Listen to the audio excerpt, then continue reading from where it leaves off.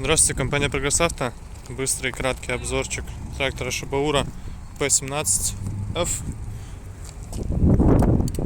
По состоянию передних покрышек видно, износ небольшой.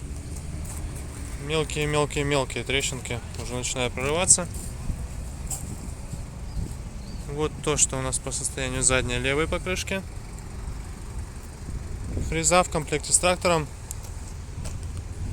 145, как указано, то есть 140 сантиметров рабочей ширины у нее есть. Вот состояние ножей. В принципе, еще очень приличное. Дополнительный гидроцилиндр на двухточечном навесном устройстве.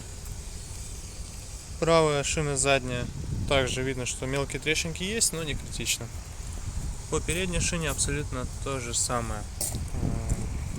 Здесь у нас, естественно, регулировка горизонта по фрезе.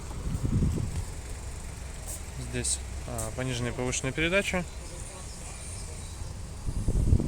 Все остальное, как обычно, снизу вал отбора мощности.